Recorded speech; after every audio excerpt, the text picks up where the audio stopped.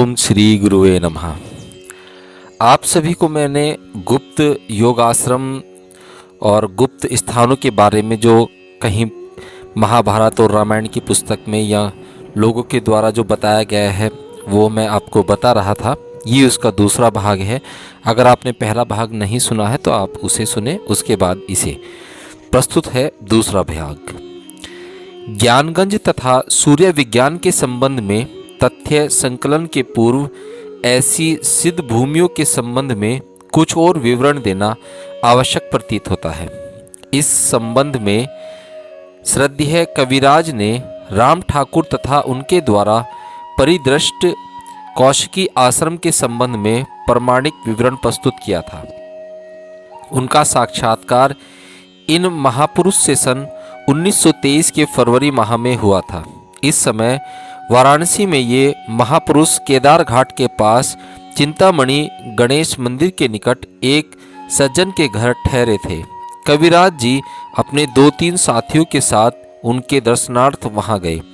देखा कि एक 60-65 वर्षीय सत्पुरुष एक श्वेत शुभ चादर ओढ़े तथा तुलसी की माला पहने बैठे हैं। मुख विनोदपूर्ण हास्य से सुशोभित था। अस्तित्व से धीरे धीरे सौम्य भाव टपक रहा था। सबको देखते ही उन्होंने नम्र भाव से नमस्कार करके सबको आदर से बैठाया। उनके साथ कथा वार्ता से प्रतीत हुआ कि वे वास्तव में महापुरुष हैं। उनका जीवन अद्भुत था। भोजन एक प्रकार से नहीं करते थे, तथापि शरीर अत्यंत सुदृढ़ था कि उनके साथ पैदल चलना कठिन हो जाता। तदंतर परिचय गाढ़ होने पर कविराज जी उनको नौका से गंगा विहार करवाते। नौका में ही गंभीर तत्वों की बातचीत उनसे चलती रहती।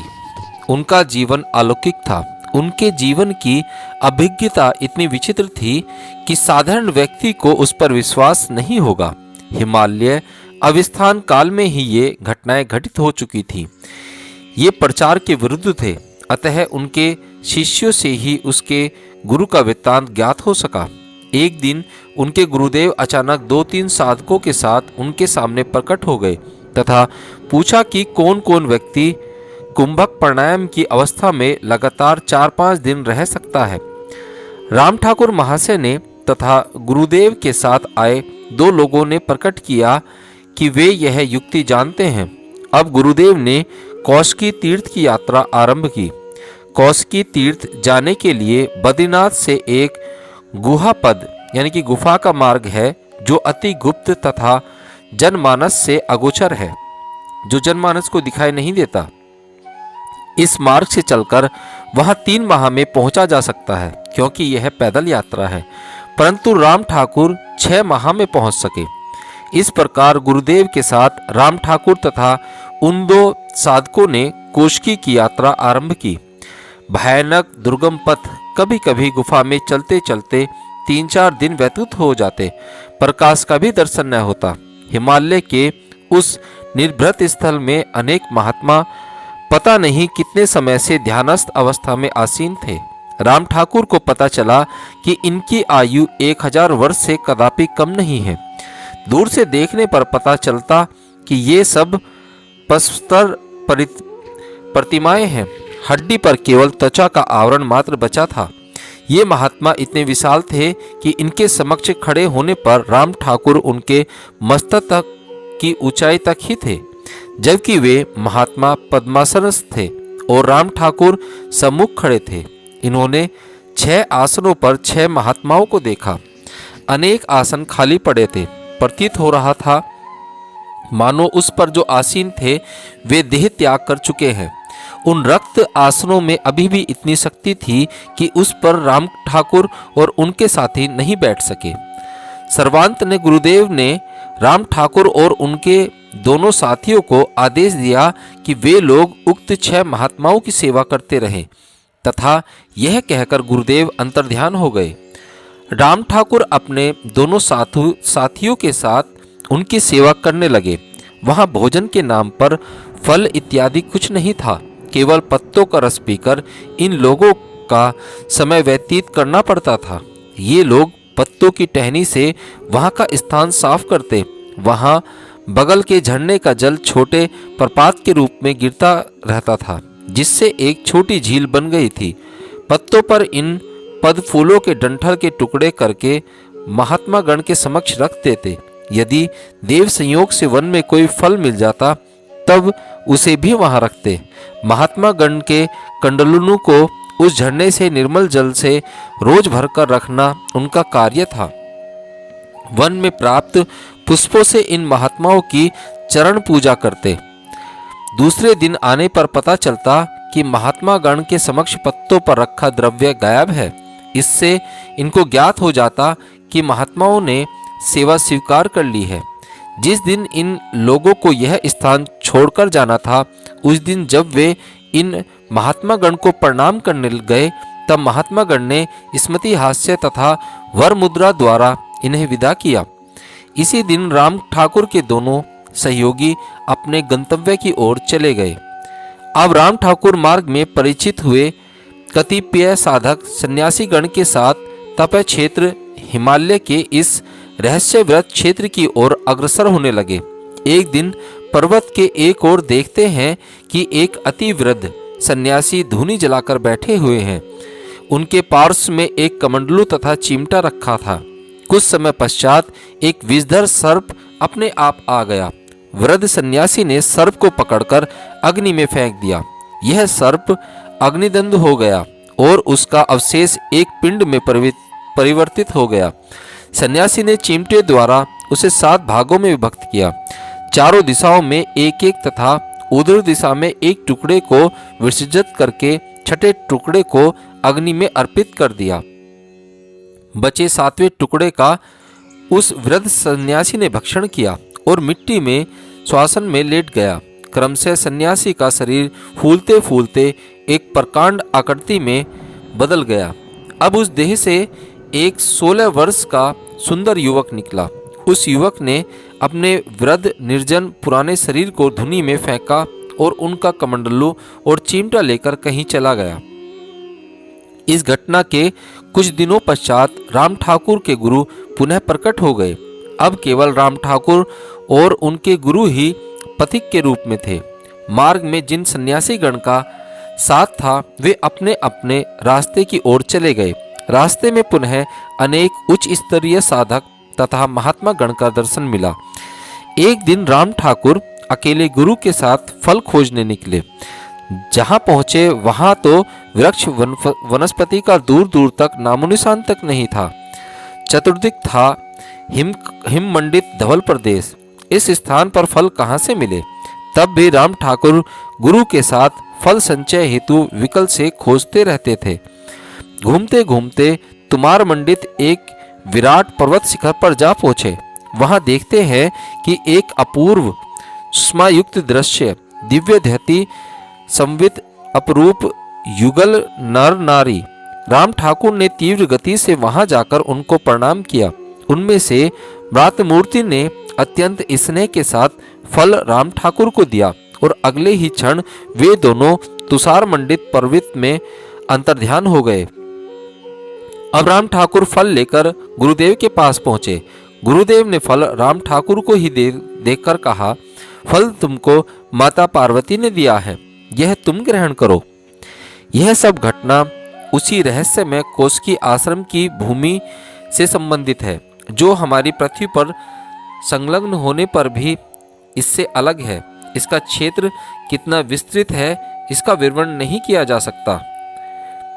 जिस पर आश्रम के सिद्धगण की कृपा हो वही उसमें प्रवेश पा सकता है। इस क्षेत्र के निर्जन प्रांतर में एक विशाल गुफा थी।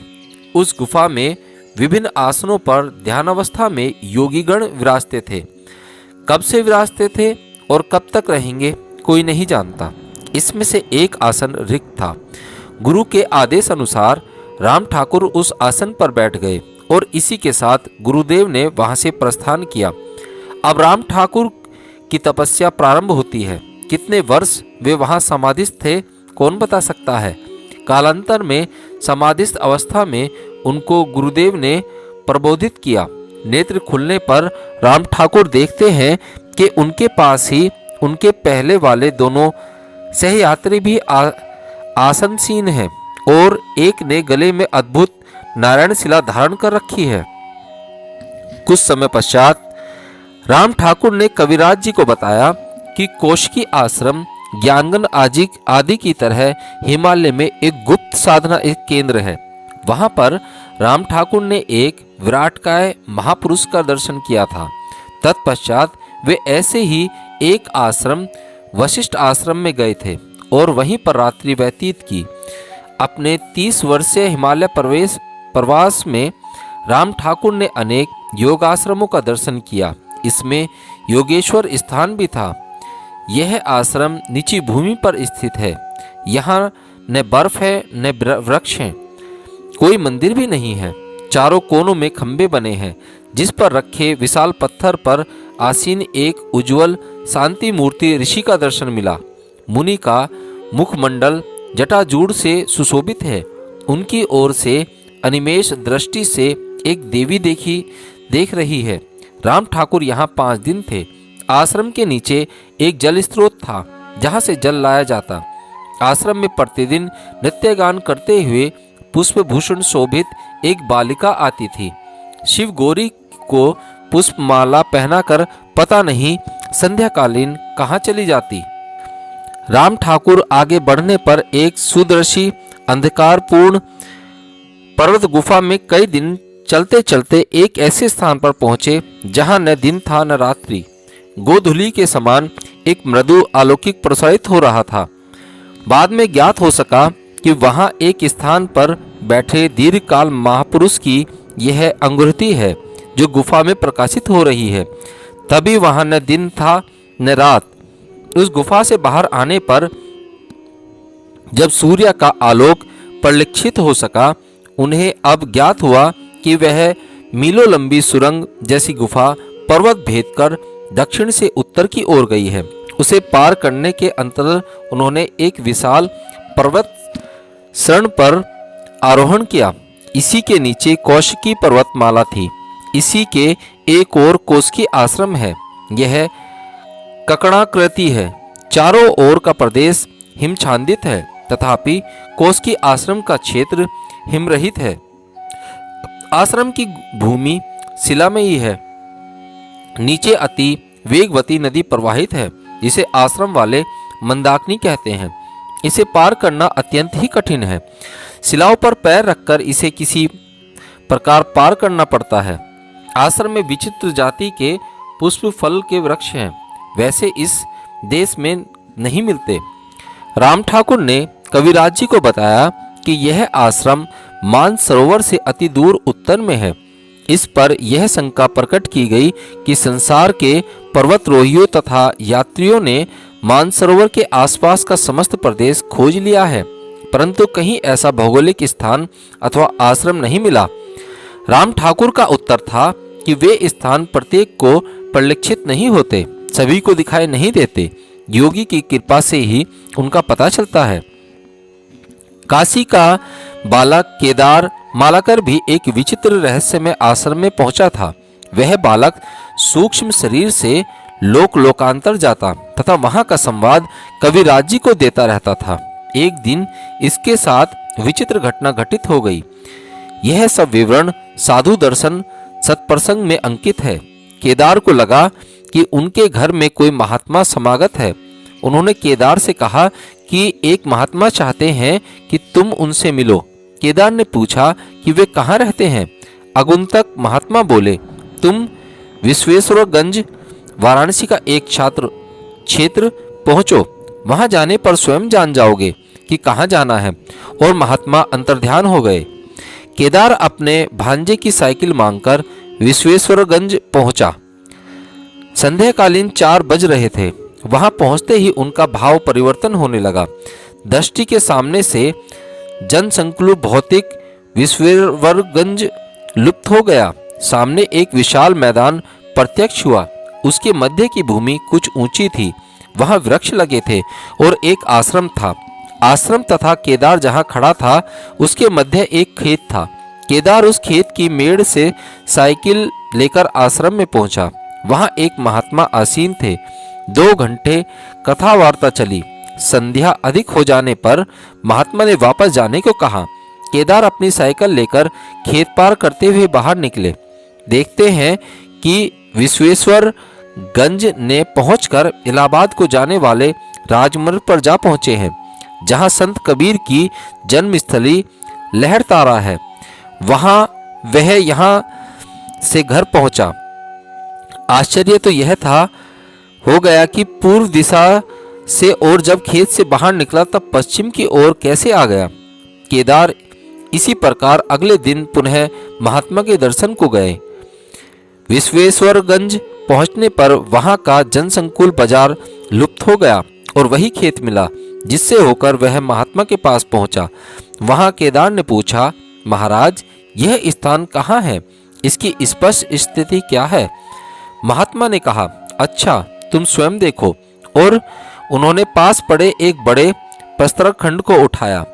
वहां से केदार ने देखा कि उस प्रस्तर खंड के नीचे अनंत शून्य है, एक विराट गहरा गड्ढा जैसा है।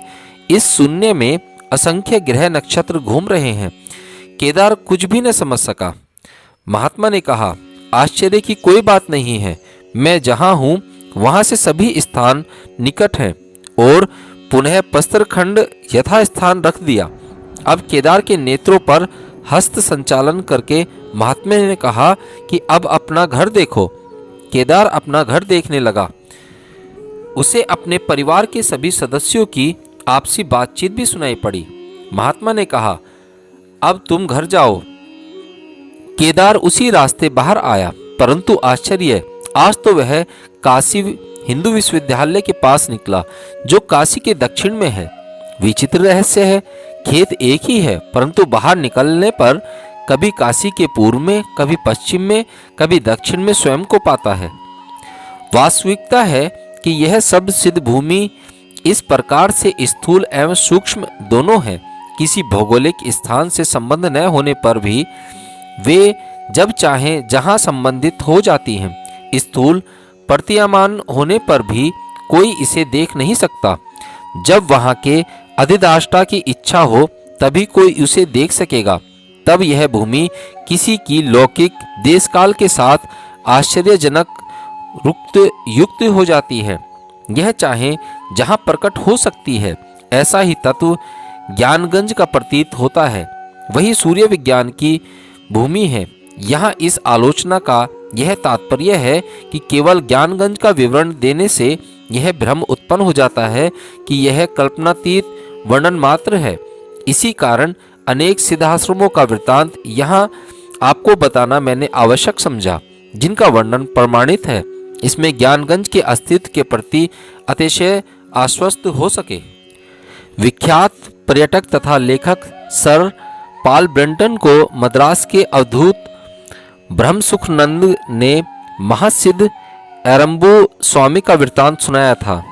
जब इन ब्रह्मसुखानंद ने एरंबो स्वामी का दर्शन पाया था तब स्वामी जी की आयु 500 वर्ष थी। इसके सामने ईस्ट इंडिया कंपनी ने मद्रास में सबसे पहले पदार्पण किया था। पानीपत की प्रथम लड़ाई का दृश्य उन्होंने देखा था। स्वामी जी का कथन था कि हिमालय के हिमछादित प्रदेश में अनेक योगी तथा योगाश्रम आज भी हैं। इन योगी गण की आयु हजारों वर्ष की है। स्वामी जी के गुरु भ्राता थे परमहंस विशुद्धानंद देव। जब ब्रह्मसुखानंद ने उनसे स्वामी परमहंस विशुद्धानंद की चर्चा की तब स्वामी जी हंसते हुए कह उठे, विशुद्धानंद, वह तो मात्र 80 वर्ष का बालक है। तमिल भाषा में एरंबू का अर्थ है चींटी। स्वामी कहीं भी आंट को देखते तब वहां कुछ आटा भोजनार्थ छिड़क देते। इसी से उनका नाम एरंबू स्वामी पड़ गया। परमहंस भृगुराम देव का अस्तित्व पार्थिव मध्यकर्ण से रहित है। उनका सर्वत्र गमनागमन आकाश से होता है। उनके चरण कभी पृथ्वी का स्पर्श नहीं करते। खड़े रहने की स्थिति में उनके चरण पृथ्वी से 72 अंगुल ऊपर रहते हैं। परमहंस विशुद्धानंद देव कहा करते थे कि ज्ञानगंज एक मायापुरी है। वहां अत्यंत दुर्लभ मणि तथा रत्न का विशाल भंडार सुरक्षित है। वहां का भवन शिल्प, मूर्ति शिल्प भी अनुपम है अनेक यंत्रादि संरक्षित हैं। उनका उपयोग महाभारत काल तथा उससे भी पूर्व में होता था। वहाँ का मूर्ति शिल्प, भवन शिल्प भी अनुपम है।